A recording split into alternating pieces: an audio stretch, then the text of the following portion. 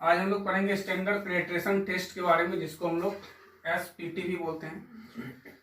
ये टेस्ट हम लोग ग्रेनुलर सॉइल पे करते हैं।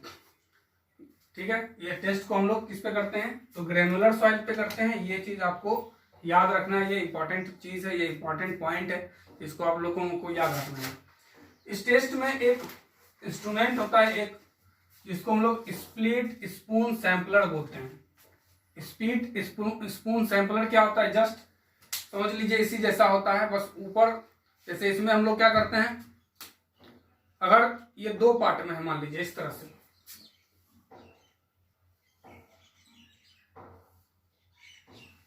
कुछ इस तरह से है, और इसको हम लोग फिर क्या करते हैं, ये सिलिंड्रिकल होता है, एक दूसरे पे हाफ हाफ होता है, इसको हम लोग रख के इधर कस देते हैं। मतलब ये एक सिलेंडर का फॉर्म, इसको जब अटैच करते हैं और इसको जब अटैच करने के बाद इसको जब हम लोग कसेंगे तो कुछ इस तरह का होगा, ये सिलिंड्रिकल टाइप का होता है, सिलेंडर हो जाता है। मतलब यही सिलेंडर है, समझ लीजिए। इसको क्या करते हैं, ये अंदर से हॉलो है और ऊपर से हैमरिंग करके इसको धसाते हैं जमीन के अंदर। इसी को हम लोग बोलते हैं स्प्लिट स्पून सैंपलर। स्प्लिट मतलब खुल जाएगा आसानी से, ये हाफ हाफ, मतलब आधा ऊपर से ये खुल जाएगा, आधा नीचे से खुल जाएगा, उस किनारे में इसको क्या करते हैं, ग्रुप्स कर देते हैं, कस देते हैं।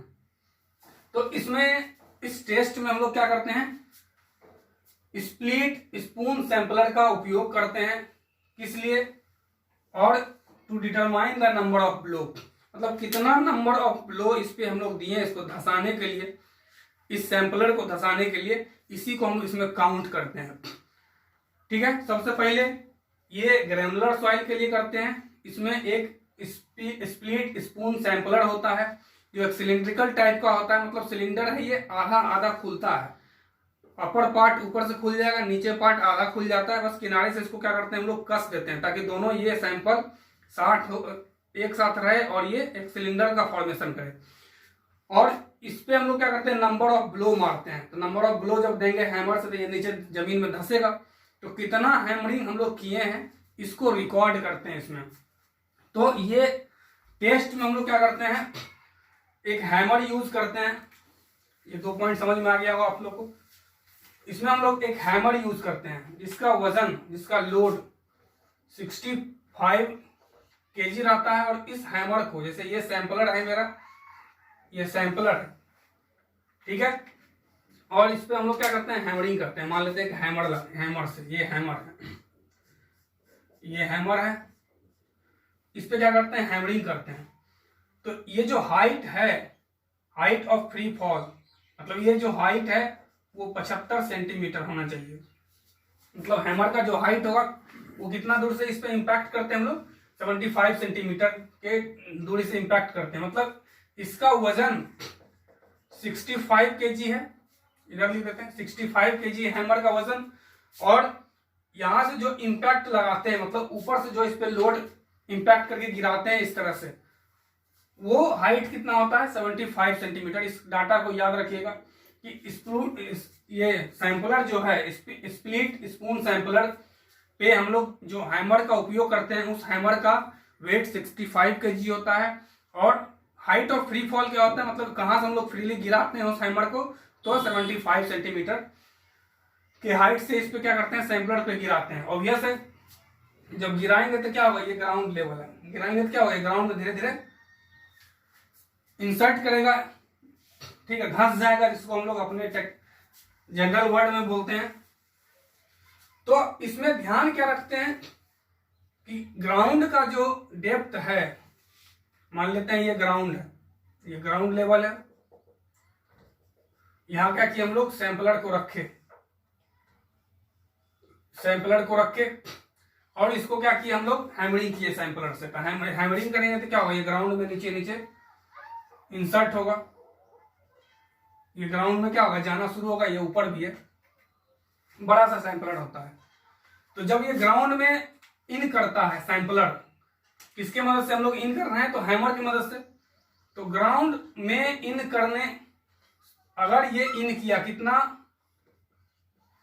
तो 150 mm, मान लेते हैं ये 150 mm में 3 लेयर में मान लिया ग्राउंड को। इसको फिर समझते हैं। ग्राउंड का ये 3 हम लोग डेप्थ ले लिए 150 mm का। जब इस पर हैमरिंग करेंगे तो क्या होगा, ये धीरे धीरे नीचे आएगा। सैंपलर क्या होगा, धीरे धीरे ये नीचे आते जाएगा। तो फर्स्ट 150 mm इंसर्ट करने में सैंपलर को, मतलब फर्स्ट 150 mm ग्राउंड में जब सैंपलर इंसर्ट होता है, मतलब धंसता है, तो उस समय नंबर ऑफ ब्लॉक हम लोग काउंट नहीं करते हैं। इस समय number of block is not count, मतलब 150 mm नीचे गया तो उस समय हम लोग सैंपलर पे कितना ब्लो दिए, इस पे कितना बार हैमरिंग किए, इसको हम लोग काउंट नहीं करते हैं। 150 इसमें मेंशन रहता है, जैसे ये सैंपलर है तो ये सैंपलर पे मेंशन रहता है, ये सैंपलर पे मेंशन है 150, 300, 400, 600, इस तरह से ये मेंशन रहता है इस पे हाइट, जिससे हम लोग को ये पता चल जाता है। जब ऊपर से दसाएंगे तो कितना गया नीचे। इधर से रीडिंग ले लीजिए आप लोग, 150, 300, 450, 600। जब इधर से नीचे धसाएंगे तो 150 mm जब जाएगा तो हमको पता चल जाएगा कि 150 mm नीचे गया है कि नहीं। इसका हम लोग फिगर फिर से बना देते हैं। यही मान लीजिए सैंपलर है, ठीक है, इसमें रीडिंग किया हुआ है 150 mm, 300, 450, 6 mm। तो जैसे ऊपर से हैमरिंग करेंगे इस पे, तो हैमरिंग करेंगे तो जस्ट 150 जब ये अंदर चल जाएगा ग्राउंड के अंदर, जो यहाँ पे हम लोग दिखाए हुए हैं, अगर 150 ग्राउंड के अंदर गया तो उस समय नंबर ऑफ ब्लो काउंट नहीं करते हैं। नंबर ऑफ ब्लो करने का मतलब हुआ इस पे हम लोग कितना बार हैमरिंग किए हैं 150 mm जाने में, इसको हम लोग काउंट नहीं करते हैं। फर्दर जो 300 है, मतलब यहां से लेके यहां तक ये 300 हुआ, फर्दर 300 मतलब टोटल 450। तो 150 का हम लोग काउंट इसको किए नहीं, तो फर्दर 300 ये जो इंसर्ट हुआ, मतलब यहां तक सैंपलर को आने में जितना नंबर ऑफ ब्लो लगा, मतलब ये अगला 300 जाने में, पहला तो 150 आया उसको हम लोग काउंट नहीं किए नंबर ऑफ ब्लो को, लेकिन दो जो 150 का लेवल है इसको नीचे जाने में कितना नंबर ऑफ ब्लो लगा, इसको हम लोग क्या करते हैं, काउंट करते हैं। नंबर ऑफ, इसको मिटाते हैं, number of blow is counted. इस केस में हम लोग क्या करते हैं, नंबर ऑफ ब्लो को काउंट करते हैं। किस केस में, फर्दर 300 जो गया, मतलब 150 से लेके 450 mm हाइट इन करने में कितना हम लोग को नंबर ऑफ ब्लो लगा, इसको हम लोग काउंट करते हैं, और इसी को हम लोग बोलते हैं एसपीटी वैल्यू। इसी नंबर ऑफ ब्लो को हम लोग क्या बोलते हैं, एसपीटी, मतलब स्टैंडर्ड पेनिट्रेशन वैल्यू। क्लियर है?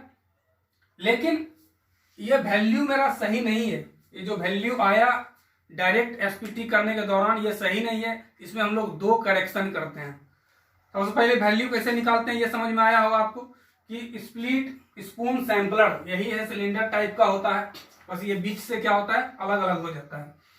स्प्लिट स्पून सैंपलर को जब हम लोग हैमरिंग करते हैं तो हैमर का वजन कितना देते हैं, 65 kg, और हाइट ऑफ फ्री फॉल कितना है, 75 सेंटीमीटर की हाइट से जब इस पे हम लोग क्या करते हैं, इंपैक्ट करते हैं, फ्री फॉल करते हैं, तो फर्स्ट 150 mm मतलब फर्स्ट 150 mm ग्राउंड में जो धसा सैंपलर, उसको हम लोग रिकॉर्ड नहीं करते हैं। अगला जो 300 है, मतलब 150 के बाद 300 मतलब 450 रीडिंग तक, ये कितना नंबर ऑफ ब्लो हम लोग दिए ताकि ये 450 रीडिंग तक अंदर ग्राउंड में गया है, उसको हम लोग रिकॉर्ड करते हैं। उसी वैल्यू को हम लोग बोलते हैं standard penetration value. But this value is not corrected, ये वैल्यू करेक्ट नहीं है, इसमें हम लोग दो करेक्शन करते हैं। मतलब स्टैंडर्ड पेनिट्रेशन टेस्ट में हम लोग वैल्यू निकालने के बाद दो करेक्शन करते हैं। तो देखते हैं एक एक करके।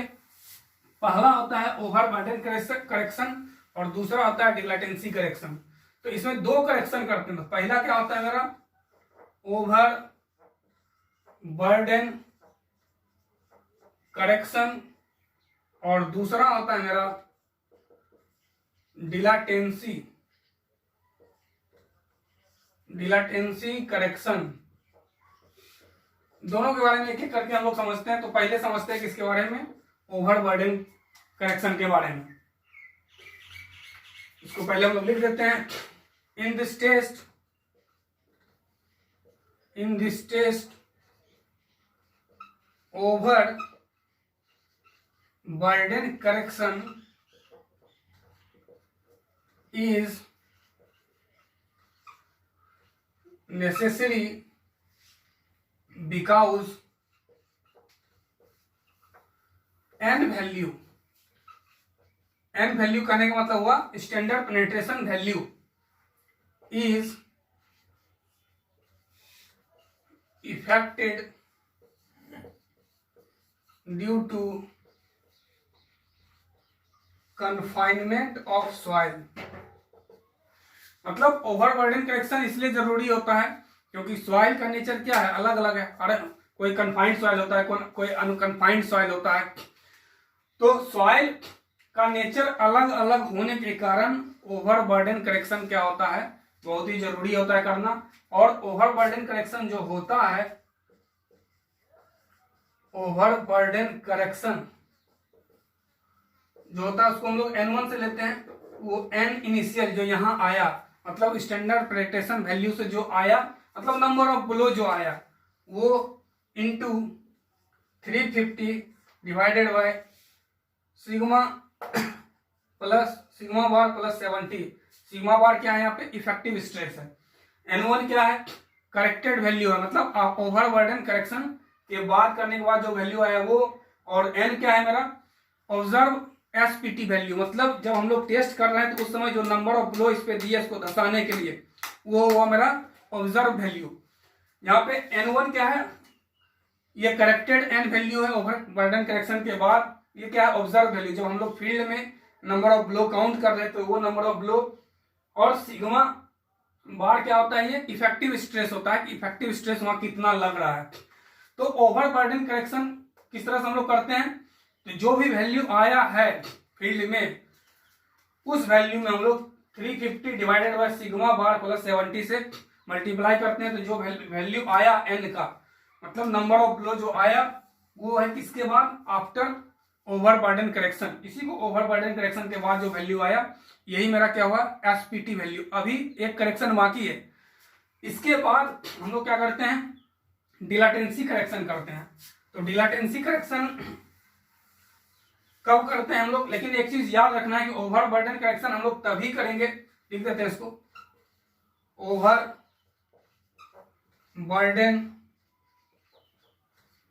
Correction value will not be applied. इसको हम लोग नहीं करेंगे जब इफ सिग्मा बार का वैल्यू ग्रेटर देन 280 न्यूटन पर एमएम स्क्वायर हो। अगर क्वेश्चन में मेरा इफेक्टिव स्ट्रेस का वैल्यू 280 मतलब 280 न्यूटन पर एमएम स्क्वायर अगर दिया हुआ हो, तो अभी जो हम लोग फॉर्मूला लिखे N1 equal to N naught into 350 divided by sigma bar plus 70। तो अगर इसका वैल्यू ग्रेटर देन 280 हो जाए तो ये करेक्शन करने की जरूरत हम लोग को नहीं होता है, मतलब ओवरबर्डन करेक्शन वहां पे हम लोग नहीं करते। मतलब ओवरबर्डन करेक्शन हम लोग कब करेंगे, जब क्वेश्चन में इफेक्टिव स्ट्रेस का वैल्यू 280 से कम दिया हुआ हो। क्लियर है। इसके बाद हम लोग करते हैं डिलाटेंसी करेक्शन। अगला करेक्शन हम लोग क्या पढ़ेंगे, dilatancy correction.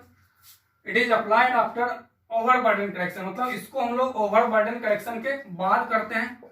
It is applied after overburden correction, इसको हम लोग ओवरबर्डन करेक्शन के बाद करते हैं।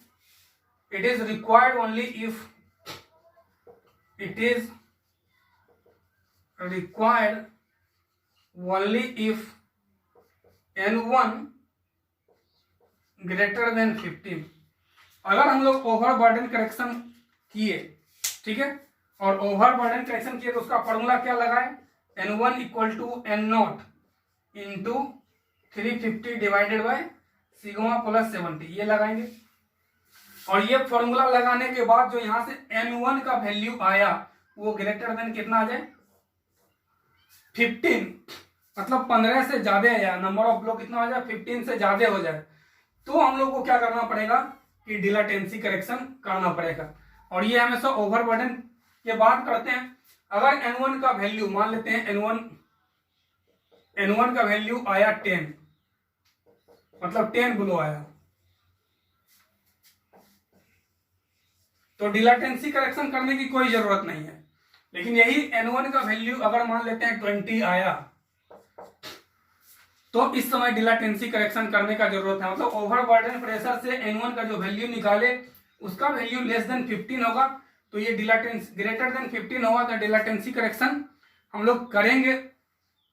मतलब ये रिक्वायर्ड कब होगा, जब n1 का वैल्यू 15 से ज्यादा होगा, और अगर 15 से कम आता है ओवरबर्डन करेक्शन में n1 का वैल्यू, तो उस समय डिलेटेंसी करेक्शन हम लोग नहीं करते हैं। तो डिलेटेंसी करेक्शन अब मान लेते हैं कि 15 से इसका वैल्यू क्या हुआ, n1 का वैल्यू 20 ब्लो आ गया, तो हम लोग को डिलेटेंसी करेक्शन करना पड़ेगा।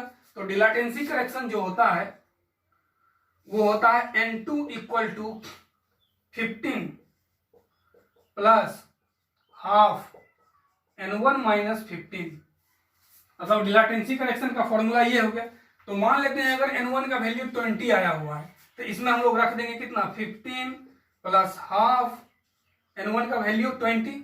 मान लेते हैं कि ओवरबर्डन करेक्शन के बाद इसका वैल्यू कितना आया हुआ है, 20 माइनस 15, तो ये कितना हो गया, 15 प्लस हाफ इंटू 5, यानी 15 प्लस 2.5 इक्वल टू 17.5, मतलब जनरली ये 18।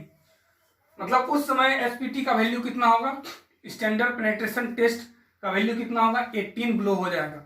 क्लियर है। मतलब डिलेटेंसी करेक्शन हम लोग कब करते हैं, तो डिलेटेंसी करेक्शन हम लोग कब करेंगे, जब n1 का वैल्यू ग्रेटर देन 15 आएगा। और डिलेटेंसी करेक्शन का फॉर्मूला क्या होगा, n2 equal to 15 plus half n1 minus 15, यही होता है मेरा डिलेटेंसी करेक्शन का फॉर्मूला।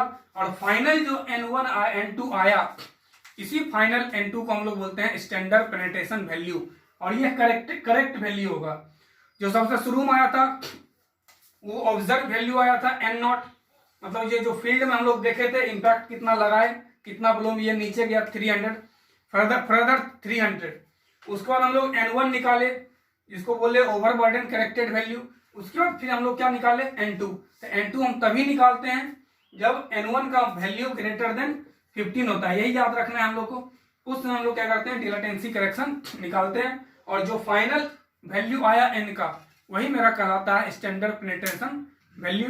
तो ये हम लोग देखे आज स्टैंडर्ड पेनिट्रेशन टेस्ट